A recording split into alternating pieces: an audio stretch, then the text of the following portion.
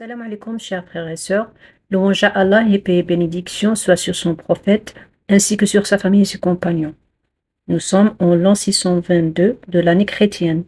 Le prophète sallallahu alayhi wa sallam, sur l'ordre de Allah subhanahu wa ta'ala, émigré de la Mecque, le lieu de sa naissance et le meilleur des pays pour lui, en compagnie de Abu Bakr, son compagnon, ainsi que leur guide Abdullah ibn Urayqit et Amir ibn Fuhayra.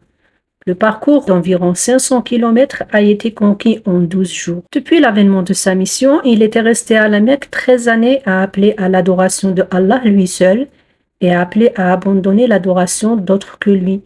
Le prophète sallallahu alayhi wa sallam a résidé ensuite à Médine pendant 10 ans, selon l'unanimité des savants. Le lundi 12 Rabi' al-Awwal, à la fin de la 13e année de sa mission et de la 53e année de sa vie, le prophète sallallahu alayhi wa sallam arriva à Médine, émigrant depuis la Mecque, première contrée de la révélation, et terre la plus aimée auprès d'Allah et de son messager. Lorsque les musulmans de Médine, parmi les muhajiroun et les ansar, les partisans, apprirent que le messager d'Allah, que le salut et la paix soient sur lui, avait quitté la Mecque et était en chemin vers eux, ils se rendirent chaque matin à Al-Harra. C'est des grandes pierres qui délimitaient Médine, dans son flanc sud, notamment les habitants de Kouba.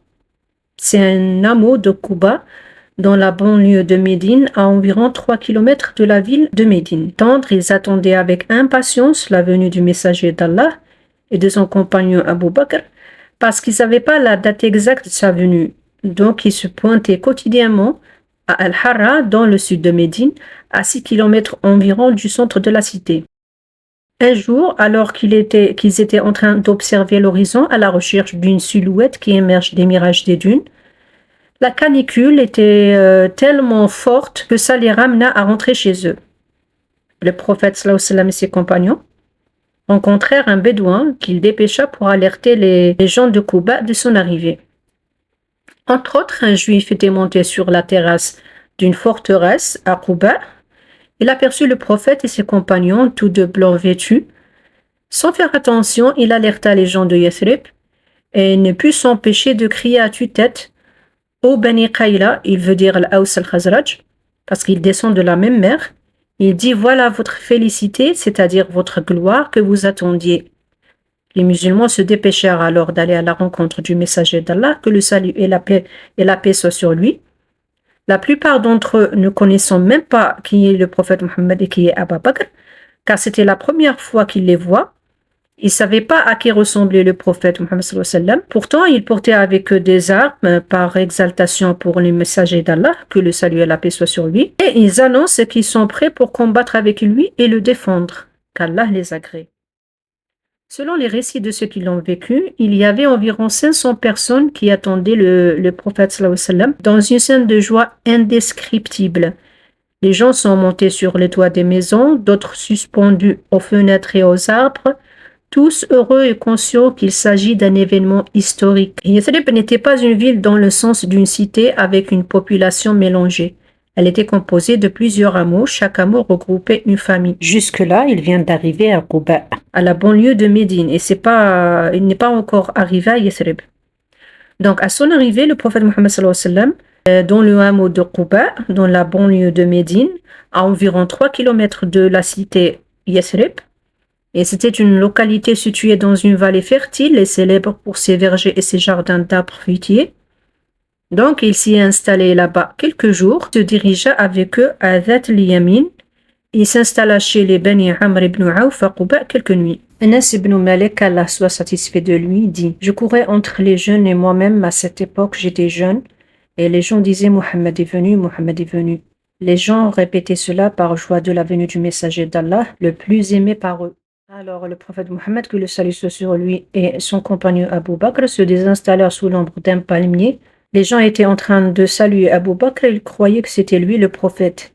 Ils étaient environ 500 personnes, jusqu'à ce que l'ombre du palmier se déplaça et Abu Bakr abrita le prophète Mohammed sallallahu alayhi wa sallam de son drap. C'est par ce geste de bienveillance qu'ils apprirent, ces gens-là de Kouba, que le prophète Mohammed c'était celui qui était assis par terre et pas Abu Bakr. Donc j'ai dit que ce périple de la Mecque à Médine a duré 15 jours. Ils s'installèrent à Kouba À Quba, 4 jours. Le prophète Mohammed sallallahu alayhi wa sallam descendit chez Kaltoum ibn al-Hadm et Abu Bakr chez Khubayb.